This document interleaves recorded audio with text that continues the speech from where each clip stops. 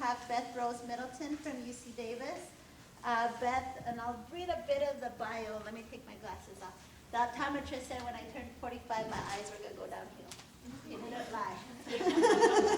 So Beth Rose received her BA in Natural and Culture from UC Davis and her PhD in Environmental Science, Policy, and Management from UC Berkeley. She has published 2 books with the University of Arizona Press, Trust in Land, New Directions in Tribal Conservation and Upstream, Trust Lands and Power on the Feather River. Her research focuses on rural environmental justice, tribal leadership and climate adaptation, restoration, and resiliency, diverse, integrative, and inclusive approaches to environmental policy and planning and cultural climate adaptation, creative application of environmental laws and processes for cultural perpetuation and stewardship, and decolonial approaches to climate adaptation and environmental planning. So Beth Rose Middleton. The next presenter is April Taylor, and April is a tribal liaison office at the South Central Climate Science Adaptation Center in Norman, Oklahoma. She leads the tribal engagement program at the South Central CASC. The center began in 2012. They had a goal of building relationships with the tribes in the South Central region. As of February 2021, the center has conducted 55 trainings for tribal environmental professionals, including me, totaling over 10,000 contact hours. She also works to provide technical assistance to tribal professionals for their various climate adaptation planning efforts. The center also had a goal of mentoring Native early career professionals. The center's tribal engagement program has had 47 staff, including 42 undergrad and graduate students. As a Chickasaw citizen, her family tradition of Native American grafted pecan trees, she is inspired by helping tribes manage, okay, I'm sorry, but my paper got cut off. The thing that it goes to environmental impacts of climate variability and change. Apologies, April. So Beth Rose Middleton and April, if you want to come up.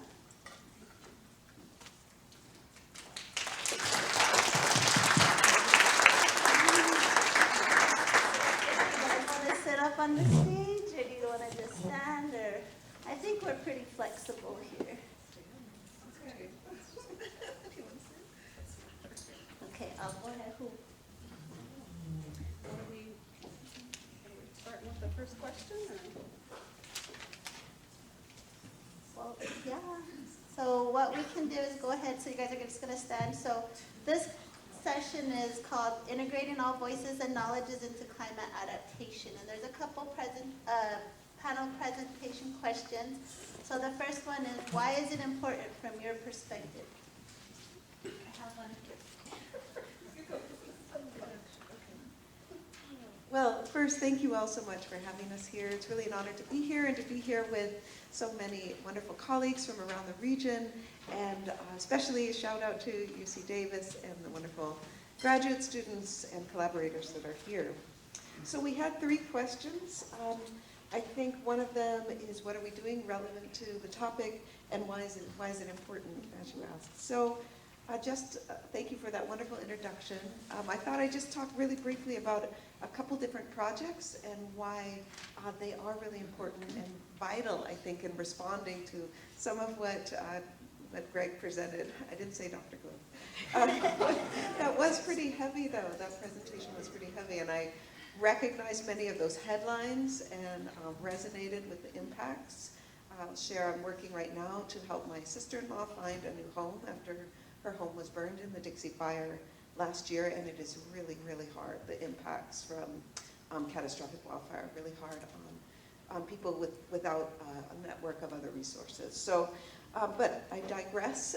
Some of what we are focusing on are cultural fire workshops, and you'll hear more about this later.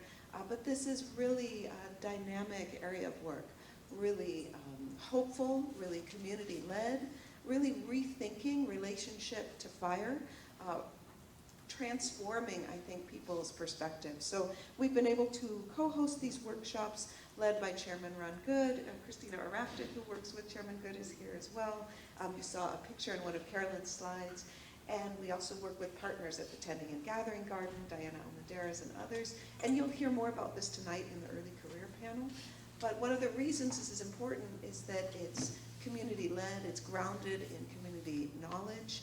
It's not only educating the participants who are native and non-native and from many different communities about a different relationship they can have with fire, but it's also educating them about how to communicate respectfully, how to listen, how to have an ethic of responsibility when they're learning, how to think about the fact that the knowledge shared around cultural fire and relationship to fire is place-based, is community-based. It's not a knowledge that can be taken out and applied somewhere else. It lives there with people.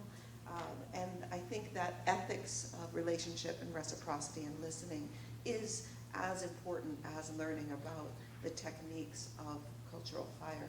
And I feel very hopeful in that work because it is about relationship and stewardship and adaptation that has been going on for millennia, and that also is healing and responsive to the conditions that we're seeing today. So I'll stop there. So I thought I'd share a couple projects that I've worked on recently on this topic. So if you're not familiar with the status of tribes and climate change report that we did last, I believe, August it came out. And for us, that report was the first time that we had a report that summarized what the tribes are doing on climate change. And it was really about showing them that the tribes are leading the way for me. It was really showing all the different types of things that they're doing across Indian country, and for them to have their own report and summarize that. If you haven't checked it out, definitely check it out. It's a great report. It's long, but it has a lot of good stuff in it. And every time I go back to it, I'm just like, oh yeah, I forgot how good this is. We should do this. But one of the things that I think was really important for me in my role was I wanted the tribes to have their stories, their case studies, they be the authors, and it not just necessarily come from an academic or highly prestigious author team. And so I spent a lot of time going to many tribes and asking them to write a page or share their story and feature and be the author and tell their, their perspective of what's going on in their communities and what they're doing. And so that was one of the big roles I took. So one of the questions was, examples of how we're including diverse knowledges and promoting, these stories out of what they're doing. And for me, that was my role for the stack. I didn't necessarily feel like I needed to be an author and write a chapter, but I really felt it was important that we have the tribes and their stories. So there are lots of great case studies in there and examples. And so that was really important to me, that we don't necessarily need PhDs or highly sophisticated degrees to be able to do and respond. And so so that's one project that I think I've been really proud of and glad that we did. And it's also led into the current chapters for the National Climate Assessment. And so it was really timely so that we had great examples and publication to cite. Because as you guys know, there's not a lot of literature out there, and a lot of the tribes, we protect our information, and there's reasons why we do that. And so, so that report allowed for me to be a part of the National Climate Assessment and be an author for that as well. And so again, those tribal voices in the National Climate Assessment as well. So that was one project that recently I wanted to feature. Another one is I hosted a culturally significant plants and climate change workshop this March. It was my first meeting post-COVID. I've been sitting on it for a couple of years. And so this workshop was basically to bring tribes and non-native researchers and stakeholders together in the same room to have, and it was basically to bring the tribal voices up to an equal sort of platform, and equal sort of contribution. And so the first day was really focused on artisans and cultural significant plant knowledge holders, to share, you know, what these plants mean and why they're important to their communities. And then we had the second day, the first half of the day was the tribes and their projects and what they're doing. And then the second half of the day was the stakeholders and all the climate resources and tools and projects and what the stakeholders are doing. And it was really cool to have an event like that and bring them together. And then the third day we had rural cafes, and we had discussions about, you know, what do we want to work on together, and what kinds of, you know, priorities and science agenda and things like that. And so for me, it was really important that we have those dialogues with tribes of what are their science needs and priorities, and what are they most interested in and partnering on. And I think, you know, it's really hard for me to be in a position where that's not always included, or it's an afterthought, and they don't have a seat at the table. And so, a topic like culturally significant plants allowed for that to happen. And so for me, it was one of my favorite events that I've gotten to do in the last 10 years. And so, you know, all these networks and all these things I've learned on both sides, depending on what hat I put on and what role I'm playing, to bring that together and to do an event like that is really important for me. And so that was the second project that I wanted to feature.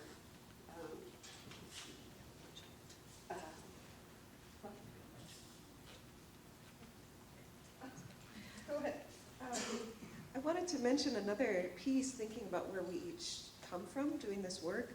So I come from University of California with its problems and benefits. And I think one thing that has been really important to me is making sure we are recognizing and honoring and compensating all knowledges that come to the table, all partners dealing with climate adaptation. And a couple different ways we've been working on doing this. I'll mention a project with the California Public Domain Allotment Association, which is a nonprofit. It's a group of elders who are working to protect, access, preserve, take care of public domain allotments throughout California. So these are small parcels, typically small, 160 acres, maybe a little more, of trust land throughout California due to California's history of non-ratification of treaties. There are many, many parcels, about 16,000 acres throughout California. So they are doing a lot of work on the allotments, and they also approached us on campus about a collaboration building on some previous research that was done in the 90s when UC Extension, Bureau of Indian Affairs did like some natural resource inventory. So they had all these records about the plants and the water that were from that perspective, as well as their own knowledge of the lands, and asked to update those. So in our collaboration right now, we have some folks doing some climate models and presenting that information about areas that are most under threat and maybe the most important to target for restoration and resilience building and on those landscapes. So that's been a neat project. Another collaboration is with Yurok Tribe, and Yurok Tribe Environmental Department it's been wonderful to work with. They are always doing a lot of studies and collaboration and stewardship and work with community members within their homeland. And our role has been working on identifying contaminants. So in working with them, and some of the grant goes to the environmental department, some of it goes to some of our labs, analyzing what's in the water, training people about some of the analysis of the toxic algae. And it's just really, we foster kind of co-learning and exchange in that project. And it's meant to be pretty dynamic to deal with threats that are coming from drought as the water levels may decrease and there are concentrations of contaminants, threats that come from upstream activities that are exacerbated by climate change, and those include intensive agriculture in the Klamath Basin, as well as illegal marijuana grows. And so all of those activities are exacerbated by warming and drying. So it's a partnership around identifying the impacts and then working to address them. Thank you both for both of your answers to these two first questions. If I could just real quick weigh in. For me, I think, especially kind of being here as a moderator, integrating all voices and knowledge into climate adaptation is imperative because we can't address these issues on our own. We look at, federal Indian law and policy and the history that has transpired over the course of the generations. And me standing here today, of course, yesterday we celebrated Indigenous Peoples Day, and really looking at how far we've come just with that ancestral knowledge. And somebody mentioned yesterday, not just ancestral, local, or traditional knowledge, but also the wisdom that comes with that. I think, in my role in working with tribal government for the past 20 years, with the exception of 5 months that I worked for the South Central CASC, it's really kind of disheartening knowing that in a lot of these spaces and conversations, there's no room for tribes or indigenous or native voices, however you want to use the terminology, because terminology is key to everything and anything we do in this day and age. So being a part of not just the Southwest Adaptation Forum, but having a presence and having a voice to be included in the planning process is where I think it's most important. Because as tribes, as indigenous peoples and native nations, we're not an afterthought. We're not like the ruins that people call, ruins because, they're still alive. They're still alive just like we are here today.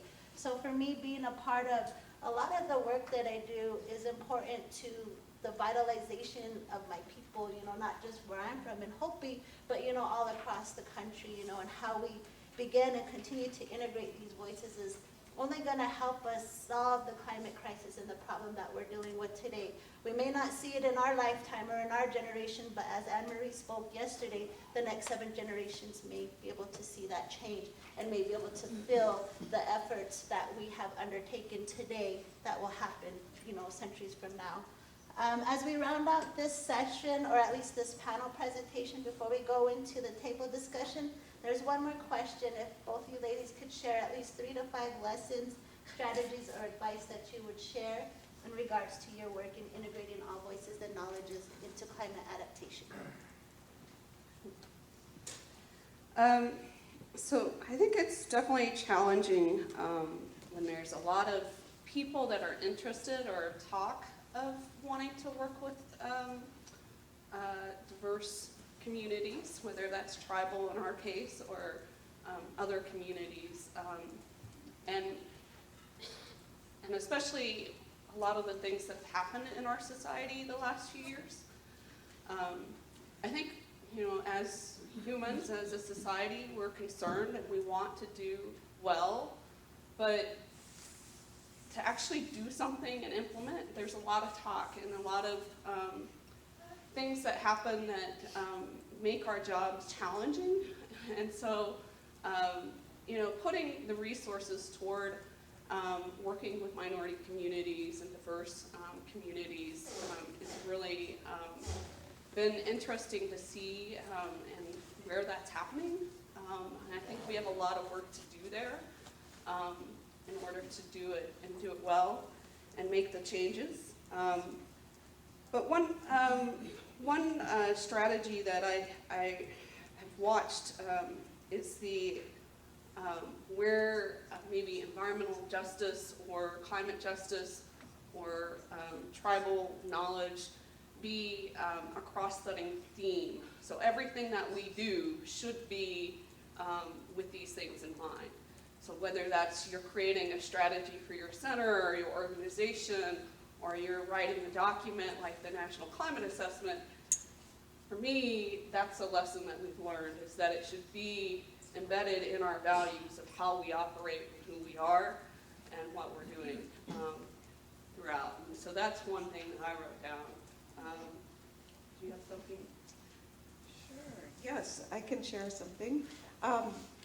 Being adaptive. So, and I wrote, change takes time and many voices. For example, I had an initiative I was trying to move forward around our natural reserves and building collaborations for stewardship and care for those landscapes, maybe creating opportunities for co-management and stewardship.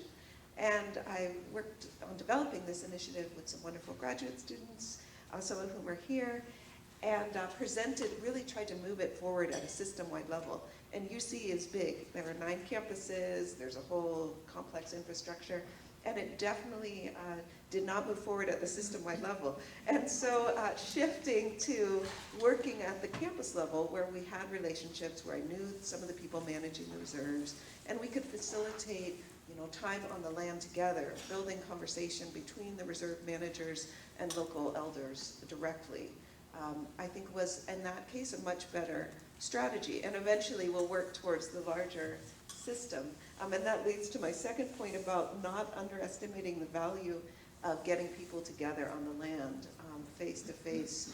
It really changes perspectives, I think, especially when we have some of the cultural fire workshops or when we've walked on the natural reserves, and the reserve managers or whoever, maybe some of the funders or administrators are face to face with people whose homeland this is, with local collaborators, with our partners, with different personnel from the tribe, with local elders and cultural keepers. I think there's no substitute for being together face to face. It can really transform people and have a broader ripple effect and work towards that systemic change. I think that's a very important point because again, if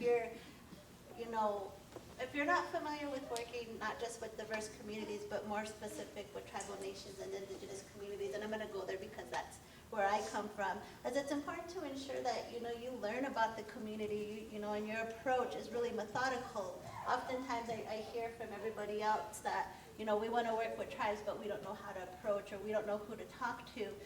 So people such as myself, technical staff, are ideal for you guys to make that first step as far as that introduction to begin communication as far as a research project. Now, as all of you might know, natives, when it comes to research and academia, oftentimes we're like, no, because it's been misused, misappropriated, things of that nature, where we really take caution as to what we share, how we share it, who we share it with. And the importance of ensuring that me as a technical staff is helping to assert the tribal sovereignty of my leadership in the Pueblo or tribe that I may work for, because that's what's most important and what's key to everything that I do within the realm that I work in. The other thing is I always tease everybody and say, if you guys have seen Zoolander, where he's Amugatu's so hot right now. Well, working with tribes and indigenous communities is so hot right now, but your approach again really has to be methodical, because at what point in time does it get to where it's tokenization?